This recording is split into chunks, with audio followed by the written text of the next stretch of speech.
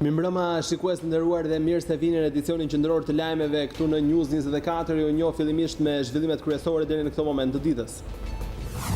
Palët duket se janë drejt përfundimit të marrëveshjes për reformën zgjedhore. OSBE ka thirrur pas pak mbledhjen e Këshillit Politik për të diskutuar mbi draftin final.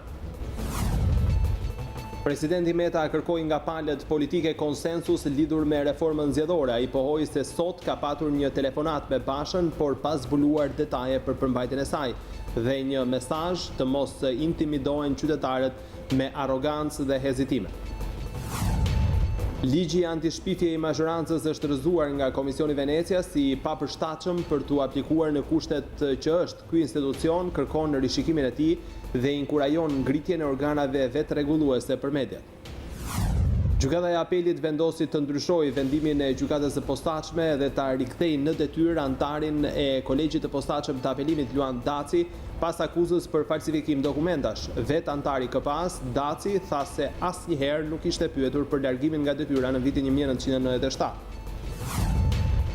Zbardhja e vendimit të KPK-s për gjyqtarin e Apelit Asim Vokshin nxjerr në pa punën me dy standarde të Komisionit të Pavarur të Kualifikimit. Me gjithë problemet e pasurisë së tij, të cilën nuk mundi ta justifikojë, gjyqtari arriti të konfirmohet në detyrë dhe vendimi nuk është ankimuar ende. Dy vëllezërit Gramoz dhe Gjentil Bardhi në Gramës të Krujës u qelluan me breshëri plumbash pranë banesës së tyre nga 32 vjeçari Roland Pula pas konflikteve të vazhdueshme me njëri tjetrin. Vijojnë kërkimet për kapjen e autorit të vrasjes. Partia Demokratike akuzon Edi Ramën se ka dështuar me rendin dhe sigurinë pasi erdhi në pushtet duke qenë ortak me bandat. Sipas Partisë Demokratike në Shqipëri krimi bën fest, ndërsa policia ka ikur në drejtim të paditur. Hiqet tatim fitimi për bizneset e vogla me xhiro vjetore prej 14 milion lekësh deri në vitin 2029. Ministri për rindërtimin Arben Ahmetaj tha sot se nisma është pjesë e planit kombëtar 2030. Komisionerja e Bashkimit Evropian për çështjet e brendshme u kërkoi vendeve anëtare që të rihapin kufijtë e brendshëm deri në fund të qershorit, pasi disa prej tyre t'i mbajnë të mbyllura. Vendimi për të ngritur akuza ndaj 3 policëve të tjerë në lidhje me vdekjen e George Floydit u mirëprit nga protestuesit të Shtetet e Bashkuara. Ndërkaq, kudo në vend kanë vazhduar demonstratat për ato që kanë qenë paqësore.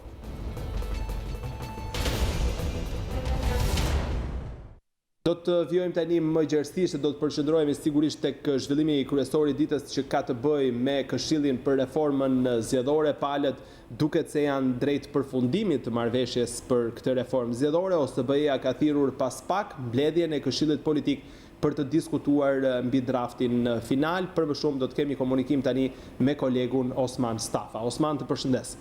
Edvin, përshëndetje. Atëherë ka zhvillime të reja sa i përket çështjes për reformën zgjedhore, pra një nga çështjet politike më të nxehta tani për tani në vend dhe duket se palët mund shkojnë drejt një marrëveshje. Akoma nuk e kemi këtë të konfirmuar, por burimet thonë që ka zhvillime të reja pra sa i përket kësaj çështjes dhe sigurisht asaj të cilët palët i pengonte që i përket administrimit zgjedhor. Dhe konkretisht në orën 19:30 Këshilli Politik zyrtarisht ka njoftuar mbledhjen e radhës pra për të diskutuar rreth një propozimi të ri, mund ta quajmë, të opozitës së bashkuar. Pra, opozita e bashkuar ditët e fundit ka zhvilluar disa mbledhje pra midis aleatëve.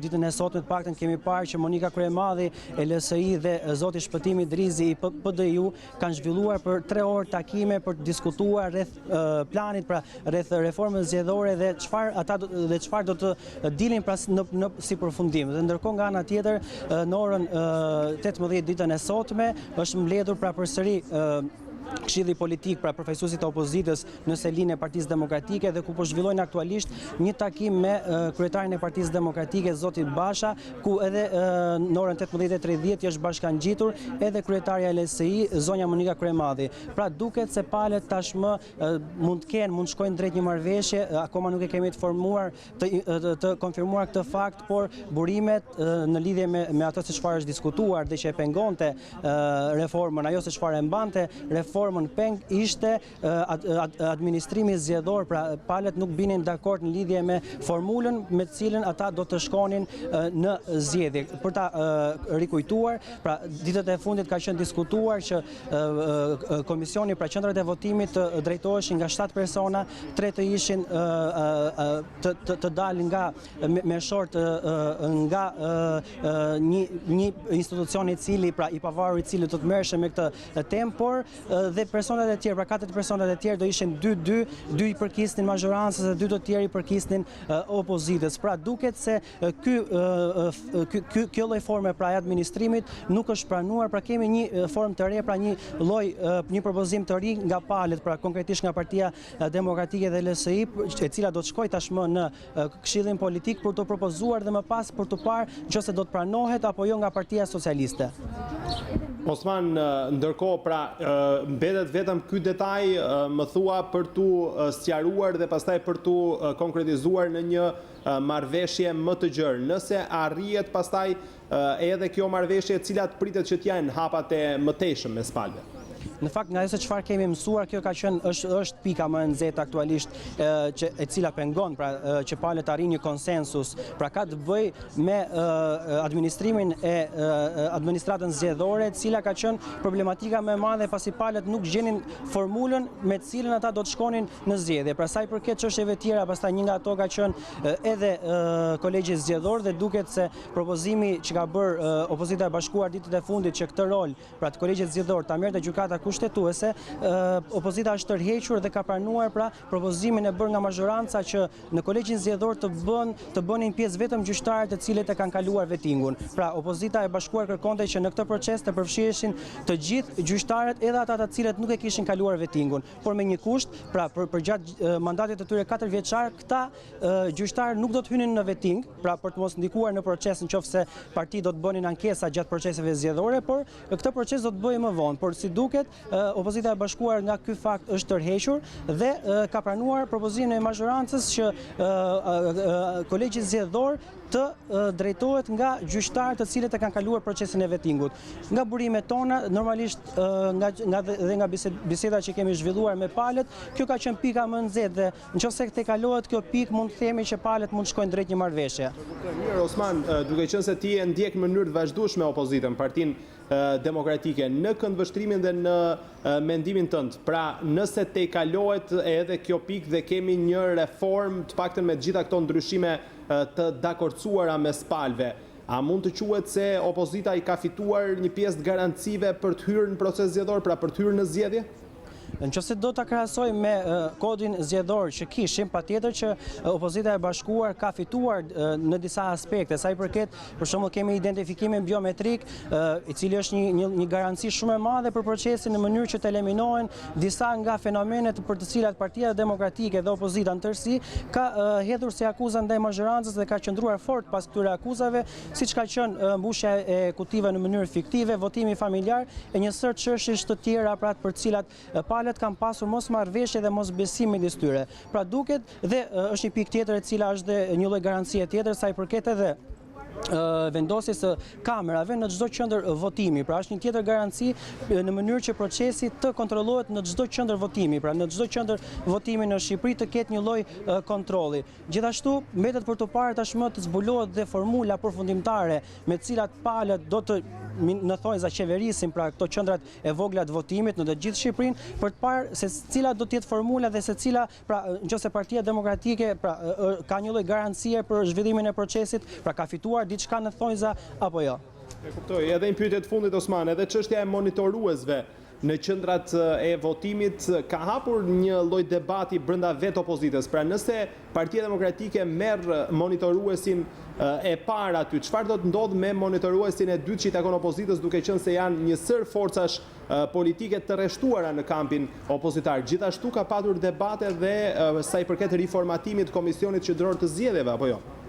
Po, shumë e vërtet, në fakt Komisioni Qendror i Zgjedhjeve ka qenë një tjetër temë diskutimi midis palëve, sepse tashmë nuk do të kemi Komisionin Qendror të Zgjedhjeve siç e kemi patur, por do të jetë në 3 nivele dhe për secilin nga 3 nivelet, pra që është dhe personi i cili do të trajtoj, pra do të ketë organizimin në dorë pra të gjithë zgjedhjeve, se kujt do i përkas, pastaj 2 shkallët e tjera, pra për të cilat gjithashtu do të kenë dhe anëtarët e tyre, pra ka diskutime të mëdha për të cilat akoma nuk kemi një diçka të shkruar në letër për të parë se cila është formula me të cilat pra partitë politike kanë zgjedhur për menaxhimin e zgjedhjeve. Ndërkohë sa i përket monitoruesve, kjo mbetet për të parë tashmë, duke qenë se kemi një zhvillim të fundit pra sa i përket pikave pra për mënyrën se si do të organizohen pra qendrat e votimit në mënyrën pra nëse aty do të ketë persona të cilët do të jenë apolitik dhe sa do të jenë ata, nëse aty do të ketë persona të cilët janë politik pra të Partisë Socialiste, pra të majorancës dhe të opozitës dhe sa do jenë ata. Dhe debati pak nga ajo se çfarë kemi mësuar dhe nga burimet ka të pasur të bëjë edhe me diskutime brenda vetë opozitës sa i përket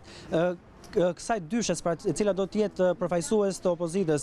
Njëri patjetër i takon Partisë Demokratike si partia më e madhe opozitare. Ndërkohë ka pasur diskutime rreth personit pra të dytë, do i takonte pra Lëvizjes Socialiste për Integrim, do i takonte PD-jus apo partive të tjera të cilat kishin shfaqur pretendime. Mirë Osman, falenderoj për gjithë raportimin tënd lidhje me këto zhvillime të fundit, cilat ne patjetër që do t'i përcjellim live drejt për drejt sapo të kemi edhe të reja.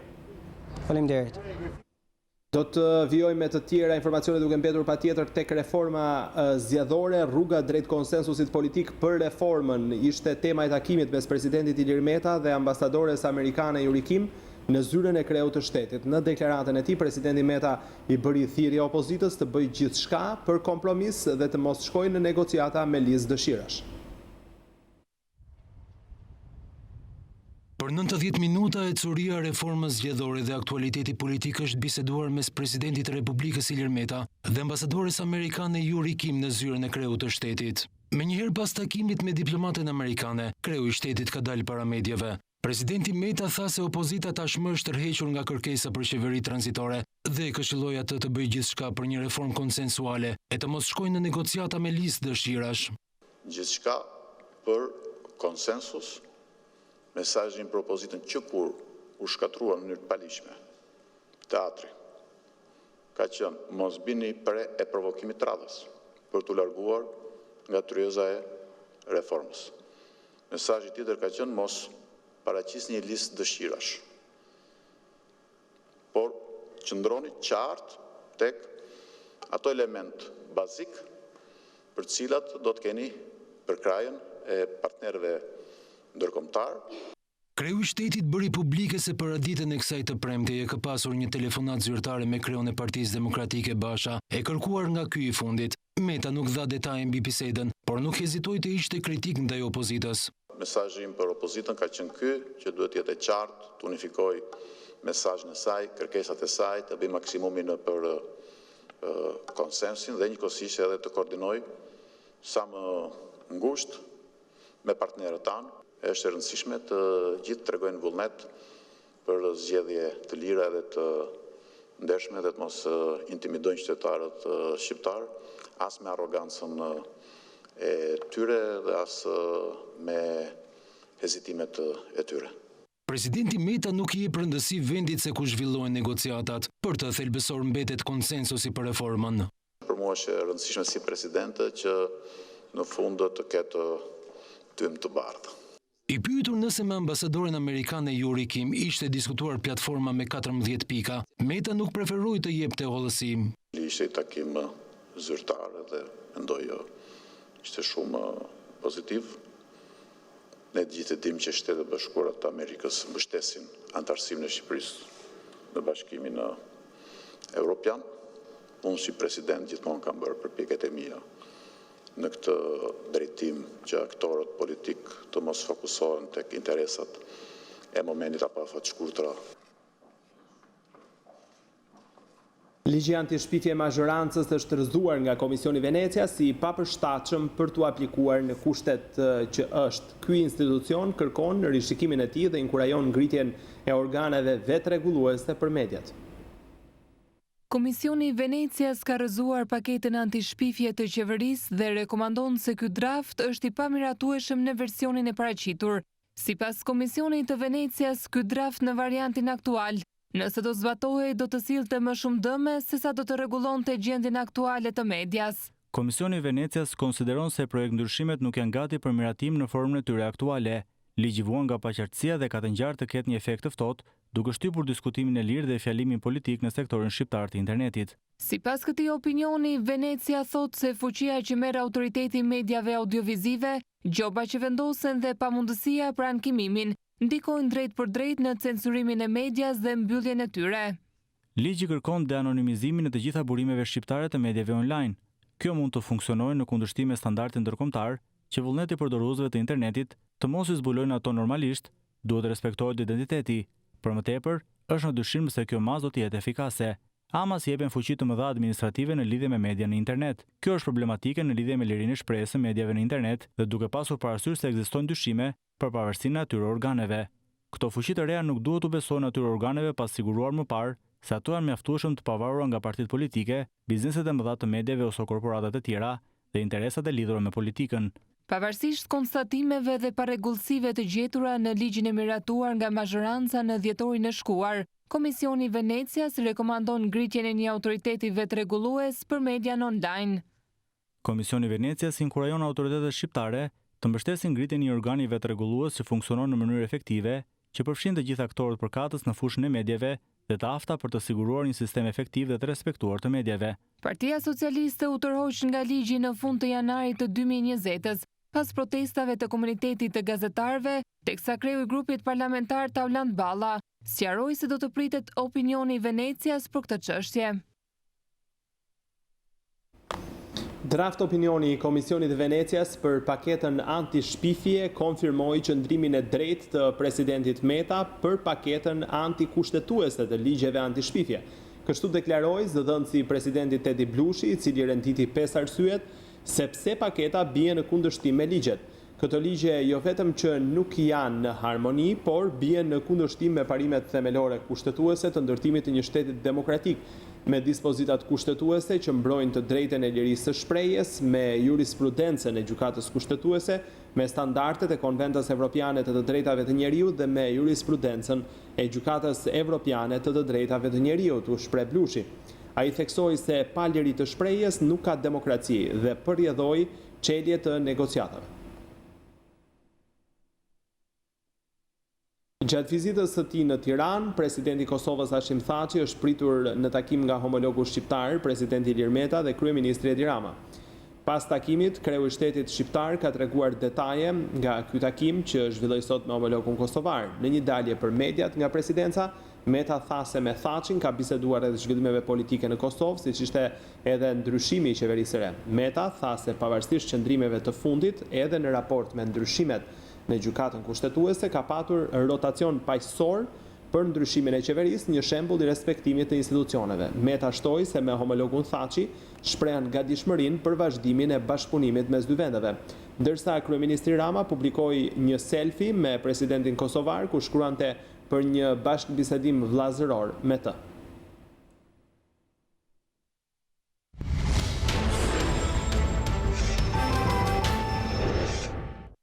Gjykata e apelit vendosi të ndryshojë vendimin e gjykatës së posaçme dhe ta rikthejë në detyrë antarin e kolegjit posaçëm të apelimit Luan Daci pas akuzës për falsifikim dokumentash. Vetë antari KPA-s Daci tha se asnjëherë nuk ishte pyetur për largimin nga detyra në vitin 1997. Antari i Komisionit të Pavarur të Apelimit Luan Daci rikthehet në detyrë. Vendimi u mor këtë të premte nga gjykata e apelit, e cila ka shfuqizuar vendimin e gjykatës së posaçme kundër korrupsionit, e cila pezulloi Luan Dacin nga detyra pas dyshimeve se ai kishte falsifikuar dokumente. Në përfundim të seancës, Daci u shpreh se asnjëherë nuk është pyetur për këtë çështje. Masa oj se ishe pa drejt. Asnjëherë në jetë nuk kam falsifikuar dokumenta. Dy avokatët e tij, Andi Duraj dhe Jordan Daci, u shprehën se pezullimi i antarit të KPA-s nga detyra, i vendosur nga shkalla e parë, nuk ishte i bazuar në ligj. Zoti Daci vazhdon të jetë në detyrë. Kuptohet që hetimet vazhdojnë ashtu siç ne kishim drejtën tonë të apelimit, patjetër dhe prokuroria ka drejtën e saj. Vendimi i sotshëm që shfuqizon tregon mos bashkëzueshmërinë në ligj parimisht të vendimit shkallës parë. Luan Daci u pezullua më 20 maj të këtij viti dhe u mor në hetim nga struktura e posaçme e antikorrupsionit, pasi u akuzua se e fsheu të kaluarën e tij, duke gënjur për një shkarkim nga detyra në vitin 1997. SPAK e akuzon për falsifikim të dokumenteve Dacin, e cili në momentin që aplikoi për të bërë pjesë e trupës së KPA-s, e fsheu që në 1997 Këshilli i Lartë i Drejtësisë me propozim të Ministrit të Drejtësisë e shkarkoi nga detyra e gjyqtarit për shkelje të ligjit dhe paaftësi. Zbardhja e vendimit të Komisionit të Pavarur të Kualifikimit për gjyqtarin e apelit Asim Vokshi nxjerr në pa punën me 2 standarde të këtij komisioni. Me gjithë problemet e pasurisë të tij, të cilën nuk mundi ta justifikojë, gjyqtari arriti të konfirmohet në detyrë dhe vendimi nuk është ankimuar ende. Në listën e njerëzve të drejtësisë që janë shkarkuar vihet re se mjaft prej tyre kanë ngelur në vetting për probleme shumë më të vogla se sa gjyqtari Asim Vokshi. Pak ditë përpara se në vend të shpalleshin masat e izolimit dhe mbylljes së institucioneve, Komisioni i Pavarur i Kualifikimit me një vendim shumë të diskutueshëm konfirmoi në detyrë gjyqtarin e Gjykatës së Apelit të Tiranës, Asim Vokshi. Në seancën dëgjimore publike, gjyqtari Asim Vokshi rezultoi me probleme me pasurinë. Komisioni vuri në dukje se problemi kryesor ishte vërtetimi nëse prindrit e tij kishin pasur të ardhura edhe për t'i dhuruar atij një apartament 44 metra katror me vlerë prej 21.350 euro. Vokshi kishte deklaruar si burim të prindërve kursimet e tyre në vite, të ardhurat nga biznesi dhe trashëgimia, si dhe shitblerjen e pasurive të paluajtshme, por nuk i provonte dot këto të ardhura. Komisioni i Pavarur i Kualifikimit bëri me dije se nuk provoheshin të ardhurat e babait nga aktiviteti privat për rreth 1.2 milion lekë, sepse nuk ishte asnjë dokument provues për aktivitetin tregtar të prindërve, prej të cilit supozohej se ishin kursyer 5 milion lekë. Drejtoritë e tatimeve në Shkodër dhe në Lezhë kishin mohuar se prindrit e Vokshit ishin regjistruar. Po ashtu mungonte dokumentacioni për 40.000 marka gjermane, rreth 2.4 milion lekë të përfituara nga trashëgimia e babait në Kosovë në fillim të viteve 2000. Sipas hetimeve, rezultonte se gjyshi i Vokshit kishte lënë në Kosovë në vitin 44 pasuri të paluajtshme dhe se xhaxhai i tij pas luftës në Kosovë ishte interesuar të afërmit atje dhe bashkë me të tjerë trashëgimtar kishin marrë një shpërblim financiar rreth kësaj prone.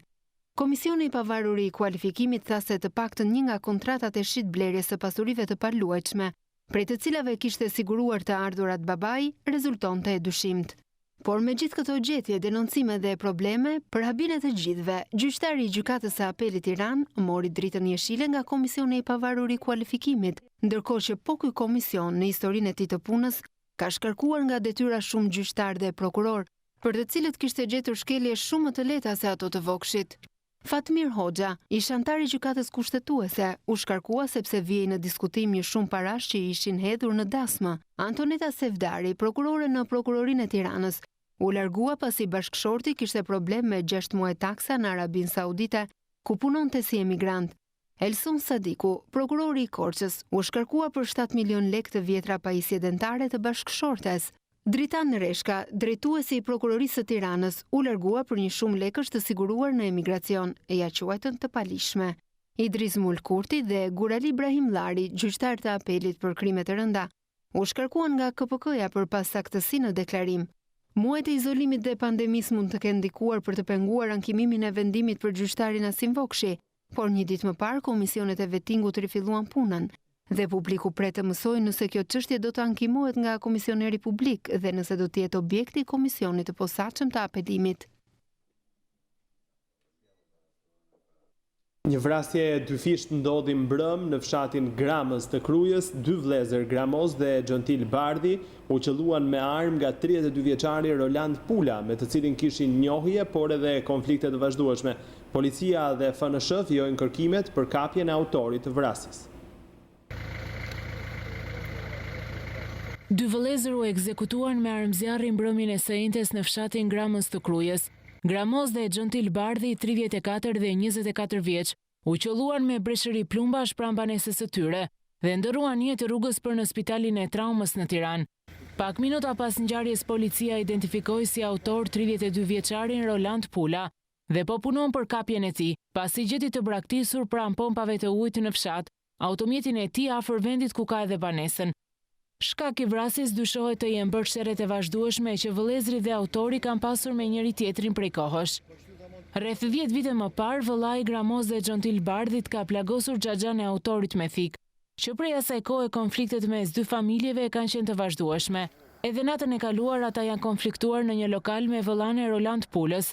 E më pas ky i fundit ka shkuar në banesë për të marrë Kalashnikovin dhe u ka zënë prit dy vëllezërve pranë banesës, duke i qelluar me breshëri e më pas u largua me shpejtësinë e errësirë. Për banorët e zonës kjo ngjarje është tepër e rëndë, pasi u vran dy persona të një familje. Klimat unë kam njohur për 10 mirë, për sherrin nuk di çfarë më thon asnjë gjë, vetë çka kam marrë vesh kur janë vrarë. Se unë punoj mjekësie dhe më kanë sinjalizuar ndar, që kanë ndodhur kjo gjë për t'u ndihmë njerëz që ishin duke shtëpia. Arsyet e tjera nuk i di asnjë gjë. Ngjarja ron, se shohën dy djem, dy dy pjesëtar të familje. Roland Pula njihet si person problematik, pasi ka qenë i dënuar më parë për kanosje, vjedhje e plagosje. Autori dhe vëllezrit Bardhi kanë pasur njohje me njëri tjetrin, por ka dyshime se ata kanë qenë bashkëpunëtor në disa vjedhje me dhunë dhe kultivim droge. Gramoz Bardhi ishte i martuar dhe kishte 2 fëmijë. Vëllai tjetër, Xhontil Bardhi, ka kryer studimet për seminarin e priftërinjve në Shkodër dhe për ndarjen e tij nga jeta ka reaguar edhe Dom Qershor, i cili jep lam të mirën me një foto ku ka dalë së bashku me viktimën. Partia Demokratike akuzon Edi Ramën se ka dështuar me rendin dhe sigurinë pasi erdhi në pushtet duke qenë ortak me bandat. Sipas Partisë Demokratike, në Shqipëri krimi bën fest, ndërsa policia ka ikur në drejtim të paditur. Ish-ministri i drejtësisë Enkelejda Libejaj tha se vrasja e 2 fish në Kruj dhe shpërthimi i fundit mafioz në Vlorë janë tregues për dështimin e Edi Ramës me rendin e sigurinë. Sipas tij, drejtori i përgjithshëm i policisë së shtetit, Ardi Veliu, se ka mendjen të luftoj krimin, por t'i bëjë gjyqje një gruaje. 2 vrasje mafioze në Kruj, 2 vrasje të një pasnjëshme në Vlorë, njëra në formën e një atentati, 2 vrasje të tjera për larje e sapesh në Kurbin, shpërthim tritoli nga Tirana në Vlorë. Ky është bilanci i policisë së Edi Ramës dhe Sandër Leshajt brenda 10 ditëve të fundit. Krimi bën fest. Ndërsa policia ka ikur në drejtim të paditur. Krimi e ka mposhtur shtetin sepse shefi i policisë Edi Ramës është i zënë duke bërë gjyqje një gruaje, sepse policia është e zënë duke rrahur fëmijë. Vrasjet, shpërthimet, atentatet nuk parandalohen dhe autorët nuk gjenden sepse policia e Edi Ramës është e zënë me shfaqjet e turpshme me dron anti-kanabis që zbulojnë vetëm 30 fidan, sepse policia nuk lufton krimin, por rrej qytetarët që protestojnë në mbrojtje të teatrit. Zyrtari i PD deklaroi se mungesa totale e shtetit dhe lënia e territorit në thundrën e krimit ka krijuar një situatë përkeqësuar për sigurinë e jetës së qytetarëve dhe përgjegjës për këtë është Edi Rama. Edi Rama, si strategu i gjithë kësaj psikoze, dhune dhe krimi që ka zaptuar vendin, nuk gjen asnjë shenjë pendese dhe dhimbshurie në rastin e fatkeqësisë së përdhunimit të një të miture 15 vjeçare, por i vërsulet kujdo që kërkon llogari për këtë situatë. Në një justifikim të rrem se kërkesa e llogarisë ndaj tij, ministrave të tij, pushtetit të tij, na qenë ka e dhunshme, jep prova ditë pas dite se mënyra e vetme për t'i shpëtuar përgjegjësisë është sulmi ndaj çdo zëri që ndjehet i revoltuar me këtë situatë. Sipas Alibejait, Edi Rama ka dështuar me vendosjen e rendit dhe sigurisë, sepse sipas tij, kryeministri erdhi dhe qëndroi në pushtet duke patur ortak krimin dhe bandat. Abuzimi me të mitur ishte çështje diskutimi në Komisionin e Ligjeve, ku Ministria e Drejtësisë Etilda Gjonaj deklaroi se do të ketë ashpërsim të ligjit për autorët, ndërsa kreu i komisionit Ulsi Manja propozoi që abuzuesit mos përfitojnë nga gjykimi i shkurtuar. Abuzimi vazhdueshëm i 15 vjeçares nga roja i shkollës në Babru është kthyer në çështje diskutimi edhe në seancën dëgjimore me Ministren e Drejtësisë në Komisionin e Ligjeve. Ministri e Drejtësisë Etilda Gjonaj teksa ka raportuar mbi korrupsionin dhe kriminalitetin në vend gjatë vitit 2019. U ndal edhe të rastet e denoncuara të abuzimit me të mitur dhe dënimet që janë dhënë nga gjykata. Ministria kritikoi gjykata që sipas saj nga viti 2006 deri më sot Kanë aplikuar në shumë pak raste dënimin me 25 vite burg për abuzuesit, teksa shtojësin e rekomandimin e bërë për vitin 2020 parashikohet ashpërsimi i ligjit për të tilla vepra penale. Problematika lidhet pjesën e parë që ka të bëjë me referimin e çështjeve. Dhe ajo çfarë kemi vënë re është që gjykata në shumë pak raste ka aplikuar dënimin deri në 25 vjet. Në shumë të rasteve dënimet janë 5 deri në 10 vjet, se ky është edhe çështja që ne kemi bërë rekomandimin për 2020-ën, që të ketë një ashpërsim të politikës penale për veprat për krimet seksuale, kryesisht abuzimeve me fëmijët. Dhe njëkohësisht të gjenden gjithë mekanizmat që të kenë mbrojtjen ligjore të specializuar. Kryetari i Komisionit të Ligjeve Ulsi Manja propozoi ndryshime në kodin e procedurës penale për persona që abuzojnë me të mitur dhe dhunë në familje, në mënyrë që të mos përfitojnë nga gjykimi i shkurtuar. Ai tha se këtë iniciativë do ta konsultojë me Ministrinë e Drejtësisë për ta dërguar më pas për miratim në kuvend. Për sa kohë organi prokurisë dhe gjykatat u krijojnë mundësinë të përfitojnë nga e drejta për gjykim shkurtuar kësaj kategorie autorë të veprave penale, ne ta kufizojmë me ligj.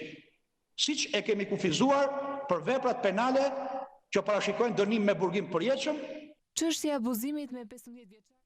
Do të kalojmë tani me pamje të drejtë për drejta nga mbledhja që pritet të nisë nga momenti në moment i Këshillit Politik për reformën zgjedhore. Në këto momente po hyn në sallën e takimit ambasadorja e Shteteve të Bashkuara të Amerikës, e cila edhe ajo do të jetë e pranishme në këtë takime për shkak të rolit përcaktues, duhet thënë, që ka patur gjatë ecurisë negociatave. Ambasadorja amerikane shoqëruar nga truprojat, ndërkohë që patjetër që do të jenë edhe ambasadorët e tjerë kyç, ai i OSBE-s, edhe si organizator i Këshillit Politik, por edhe ambasadori i Bashkimit Evropian, edhe ai gjithashtu paralelisht me ambasadoren amerikane ka patur një rol kyç në Këshillin e Reformës, siç patëm pra dhe komunikimin pak më herët me kolegun Osman Stafa.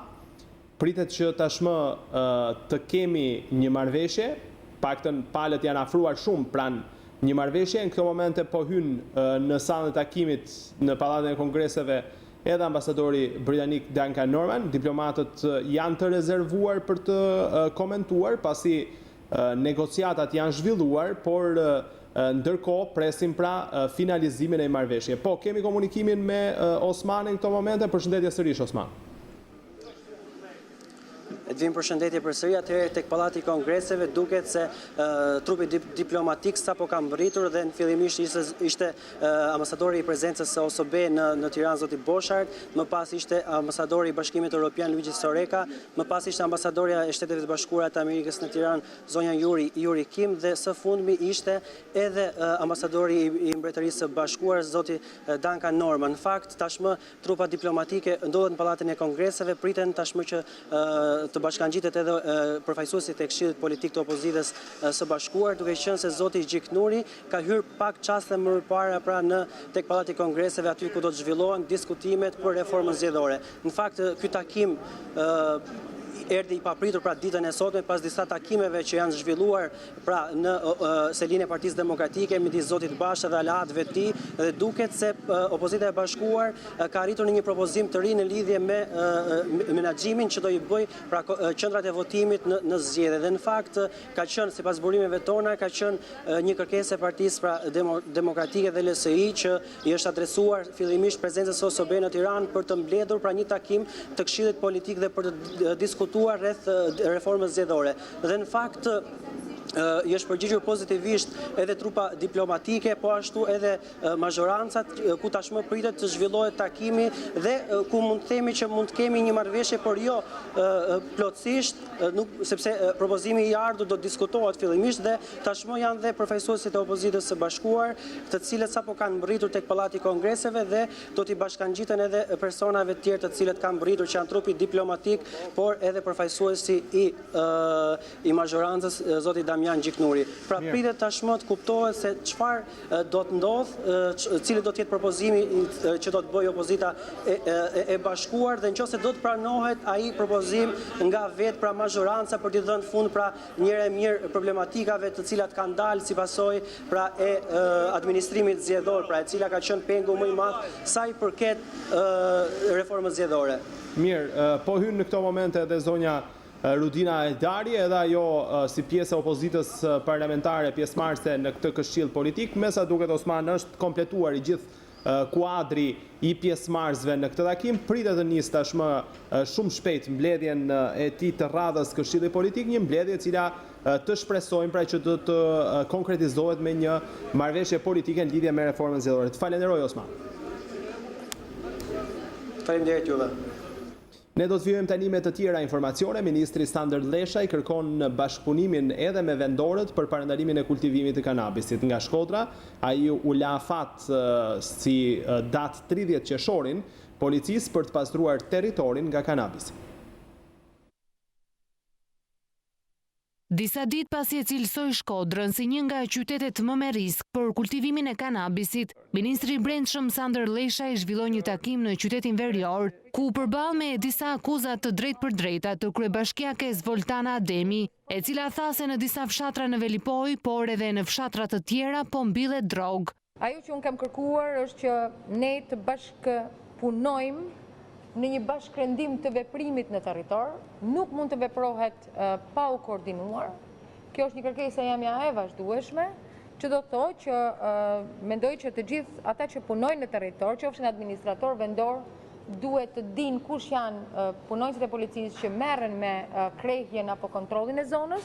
Ministri Leshaj la fat 30 qershorin që Shkodra të pastrohet plotësisht nga droga. Dhe nëse kjo nuk ndodh, përgjegjësia do të jetë e drejtorëve të policisë dhe zyrtarëve të institucioneve të tjera vendore.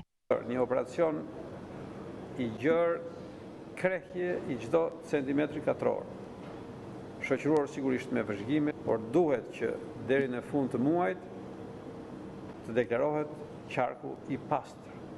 Në fund të muajit qershor do të deklarohet që qarku është i pastër. Dhe pas muajit qershor, çfarë gjendet është në llogarinë tuaj personale të nderuar drejtues të policisë dhe të tjerë që kanë përgjegjësi për territorin. Mas 30 qershorit nuk është më përgjegjësia e kriminalëve. Në fokus të takimit ishte edhe turizmi, si dhe mbrojtja e mjedisit. Ministri Sandër Leshaj tha se nuk duhet të ketë ndërtime pa leje dhe se kush do të konstatohet me këtë shkelje do të procedohet me ligj.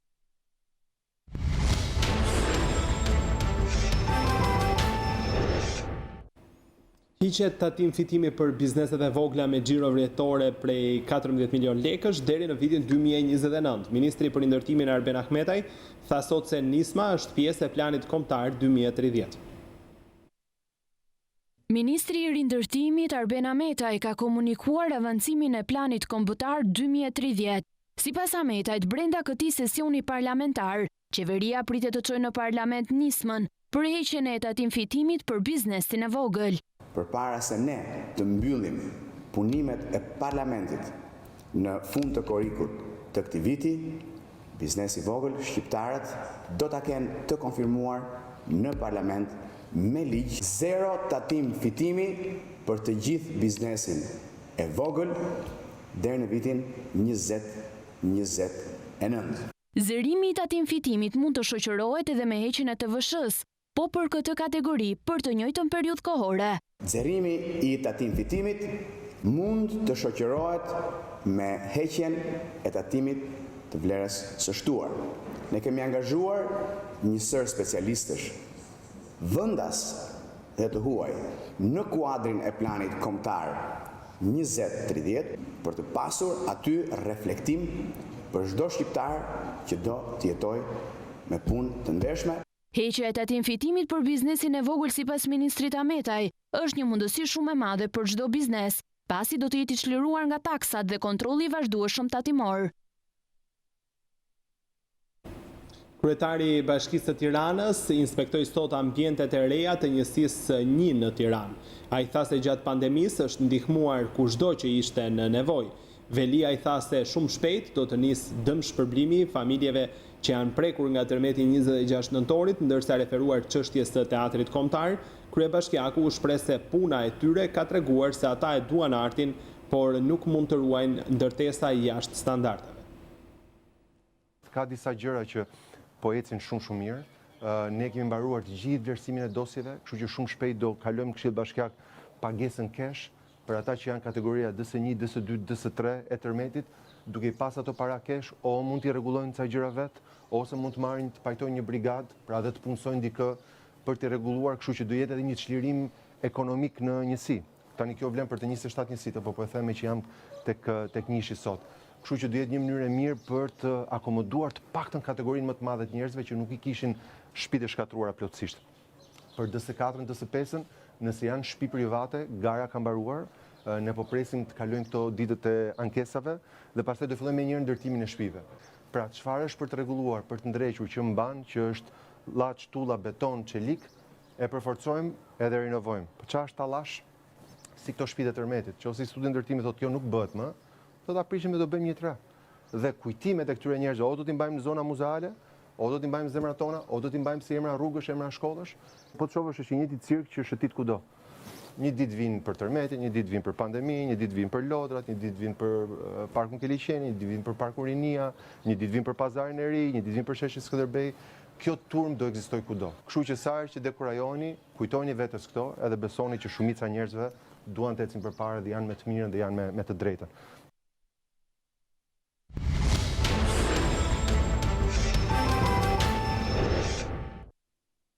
Në ditën ndërkombëtare të mjedisit, ministri Blendi Klosi inspektoi impiantin e trajtimit të mbetjeve në Elbasan, nga ku kërkoi të pastrojmë Shqipërinë nga ndotja dhe të mbrojmë mjedisin. Incineratori i Elbasanit edhe gjithë trajtimi i landfillit të Elbasanit është një thirrje për ndërgjegjësim më të madh publik. E them këtë sepse kemi nevojë të kuptojmë që kjo vepër është një vepër shërbim të qytetit në radhë parë, po dhe gjithë qarkut. Prandaj edhe bashkitë e tjera të qarkut të Elbasanit do të gjejnë mënyrën që me shpejtësi të vinë të trajtojnë mbetet urbane në inceneratorin e Elbasanit dhe të japin mundësi bashkisë që do të marrë në përdorim impiantin mbas përmbylljes kontratës me operatorin privat të ketë mundësi ta mirëmbaj impiantin nëpërmjet energjisë prodhuar nga djegja e mbetjeve. Siç e shikoni, jemi tashmë në kapacitet plot dhe situata këtu është krejtësisht e stabilizuar. Nuk kemi asnjë ndotje të mjedisit, për më tepër kemi të gjithë procesin e trajtimit në mbetet urbane. Ne nuk mund të vazhdojmë të trajtojmë mbetet urbane fatkeqësi për qytetin, siç është rasti i Elbasanit apo siç është Tirana, e më pastaj Fieri e qarqet e tjera. Mbetet janë një pasuri në gjithë botën moderne. Dhe mënyra se si trajtohen këtu tregon që mbetet mund të kthehen në një pasuri për vetë komunitetin, nëpërmjet impiantit prodhohet energji, nëpërmjet strukturës bëhet një riciklim i plot i mbetjeve urbane dhe qyteti është i pastër. Pa e kemi ne sot qytetin e Elbasanit të pastër, a e kemi ne sot situatën ku duhet, padyshim kemi nevojë për shumë tepër sensibilitet. Po të shikojmë në një moment kur kap më shumë shi, gjithë lumi shkumbin, që nga kufiri i tij i sipër deri në daljet në detin Adriatik, mbushet me qese plastike, mbushet me mbetje të patrajtuara siç duhet, të cilat nuk ka asnjë arsye në këtë situatë ku jemi, në një Shqipëri e cila po shkon me shumë shpejtësi drejt një Shqipëri europiane, të vazhdojë të jetë ato instalacionet e qeseve plastike që mbushin gjithë lumin e Elbasanit. Prej 3 ditësh mbetet urbane në Durrës nuk janë pastruar, duke krijuar pirgje të mëdha mbeturinash në rrugët e qytetit, si edhe një rrezik për përhapje infeksionesh. Kjo situatë është krijuar pas mbylljes së vend depozitimit të mbetjeve në Porto Romano. Burime nga Bashkia Durrës bëjnë me dije se ky institucion nuk ka fonde të mjaftueshme për transportin e mbetjeve në zonën e Sharrës në Tiranë. Në fillim të sezonit turistik, i gjithë qyteti Durrësit është zhytur mes plerave. Mbetjet urbane të gjithë qytetit prej 3 ditësh nuk po mblidhen më nga kazanët e plerave. Këtu jemi tek amfiteatri Romak, një prej pikave historike arkeologjike më të rëndësishme për qytetin e Durrësit, i cili vizitohet jo vetëm nga të huajtjet e vendasit, por nga të gjithë ata të cilët mbërrin në qytetin e Durrësit. Qytetarët rrezikojnë smundjen e tash ne jemi në prag epidemie. Covid-19 ma shumë shtohet ajo. Plus pastaj Durrësi gjithmonë është qytet bregdetar, vin të huaj, vin e shor, është figura keqe. Si qytetarët pastrohen plenat, bashkia të jetë më e përgjegjshme për këto punë. Një qytet që të jetë modern duhet të përpunoj plenat, ujnat e zeza edhe të ketë ujë 24 orë. Në qoftë se i ka këto të katra, edhe koronavirusi trenet. Ndërsa ta shohësh aty para shtëpisë tonë, janë 4 kosha, ishte gjysmë metra sipër koshit plena. Ndërkohë bashkia e Durrësit ka bërë me dije se nuk ka fonde për transferimin e mbetjeve urbane drejt Sharrës pas mbylljes së vendgrumbullimit të pikës së Porto Romanos, aty ku depozitoheshin mbi 200 ton plera çdo ditë. Tani 200 ton plera qëndrojnë në kazanat, por dhe në trotuarët e të gjithë qytetit të Durrësit, ndërkohë që të gjithë qytetarët janë në alarm. Ata kërkojnë nga bashkia pastrimin e plerave. Drejtoria rajonale e mjedisit në Fier në bashkëpunim me kompaninë e prodhimit të naftës Bankers Petroleum Albania ndërmorën iniciativën për të pastruar bregdetin e Semanit. Punonjës të mjedisit dhe Bankers mblodhen mbetjet në bregdet me synimin jo vetëm për të mbajtur një mjedis të pastër, por edhe për të mundësuar nisjen e sezonit turistik në një hapësirë të pastër.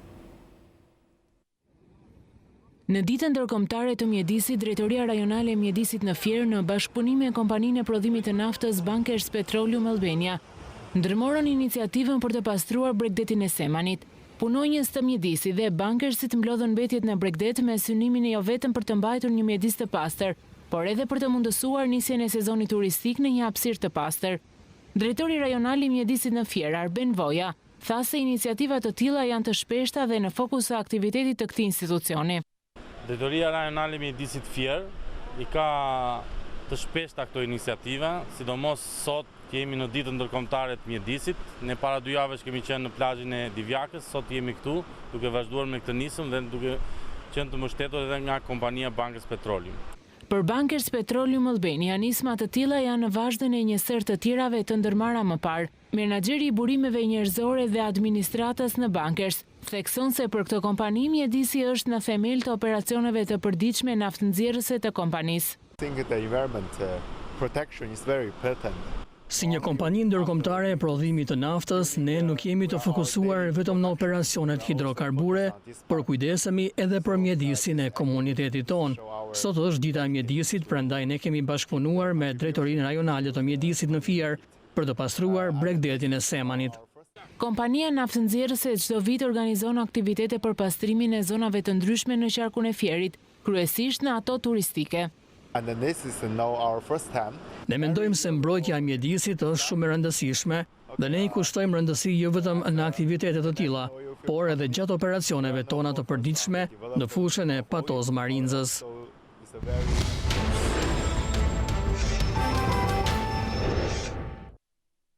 Në 24 orët e fundit kanë rezultuar 15 raste të reja me Covid-19, ku vatër e nxehtë e infeksionit mbetet kryeqyteti me 10 raste të reja. Ndërkohë, 2 të infektuar në Kamës mendohet se janë prekur gjatë një ceremonie mortore. Burime për News24 bëjnë me dije se një 47 vjeçar i dyshuar me Covid ka ndruar jetë në reanimacionin qendror pas transferimit nga toksikologjia. Të njëjtat burime thonë se pas tamponit të kryer, viktima ka rezultuar negativ. Në 24 orët e fundit ka patur vetëm një urgjencë mjekësore të mbërritur në shërbimin infektiv COVID-1 në QSUT. Pacienti i sëmur me COVID-19 është nga Lushnja dhe e çon në 24 numrin e të shtruarve në QSUT. Në buletinin e përditësuar ditën e premte, Ministria e Shëndetësisë informoi se janë 15 raste të reja në 24 orë, ku zonë nxehtë e infeksionit viral SARS-CoV-2 mbetet kryeqyteti. Në 24 orë të fundit janë kryer 162 testime, prej cilëve janë konfirmuar 15 raste. 10 raste janë në Tiranë, 2 raste janë në Kamës dhe 3 raste janë në Shkodër. Për sa i përket rasteve pozitive në Kamës, janë rastet evidentuara në një ceremoni mortore. Burime për News24 nga klinika infektive bëjnë me dije se mes të shtruarve në terapi intensive ka një përkeqësim të gjendjes shëndetësore të 2 grave në moshë, ndërkohë që në gjendje kritike vijon të jetë një i moshuar i intubuar prej një jave. Janë aktualisht të shtruar 24 pacientë, prej cilëve 5 janë në terapi intensive. Një rast është i intubuar. Ndërkohë një pacient i dyshuar për COVID-19 ka ndëruar jetë për ditën e ditës së njëjtë Në reanimacionin qendror të QSU-të, pacienti i moshës 47 vjeç ka qenë i shtruar fillimisht në shërbimin e toksikologjisë për konsumim mbi dozë të medikamenteve, por pas shfaqjes së simptomave të dukshme dhe pas skanerit të dyshuar si Covid, pacienti është transferuar në reanimacionin qendror ku ka bërë eksitus. Të njëjtat burime sqarojnë se tamponi të ky pacient ka rezultuar negativ, por ky fakt nuk i ka qetësuar as pak mjekët dhe infermierët e toksikologjisë që jashtë kameras thotë se kanë dyshime të forta se analiza e kryer nuk ka qenë e efektshme. Ndërkohë në hyrje të spitalit Covid-1 ka disa ditë që janë shtuar masat e sigurisë ku çdo punonjës personel shëndetësor me autorizim për të hyrë në spitalin karantinë i matet temperatura që në hyrje. Vendimi është marrë pas pezullimit të punës në klinikën e sëmundjeve interne, ku një javë më parë u diagnostikuan me COVID-19 2/3 e stafit mjekësor dhe infermieror dhe po ashtu pjesa më e madhe e pacientëve prej të cilëve 3 kanë ndërruar jetë javën e fundit në spitalin infektiv. Maqedonia e Veriut ka shënuar sërish shifër rekord të prekurve me koronavirus. Këtë të premte janë regjistruar 177 raste të reja me COVID-19. Maqedonia e Veriut ka shënuar sërish shifër rekord të prekurve me koronavirus këtë të premte. Instituti i Shëndetit Publik ka bërë të ditur se bëhet fjalë për 177 raste të reja. Shifër kjo më e lartë se ajo e së njëjtës, kur u regjistruan 120 të infektuar. Ndërkohë është njoftuar edhe për 2 viktima të tjera, nga Kumanova dhe Shkupi, që nga shpërthimi i koronavirusit. Maqedonia e Veriut ka regjistruar 2787 persona të infektuar, ndërsa 149 vet kanë humbur jetën. Ministria e Shëndetësisë ka bërë thirrje sërish qytetarëve për respektimin e masave kundër COVID-19. Numri i madh të infektuarve sipas institucioneve ka të bëjë me mos respektimin e masave në gjysmën e dytë të muajit të Ramazanit dhe gjatë festimeve të Bajramit. Shifrat pritet të jenë të larta deri në fund të javës.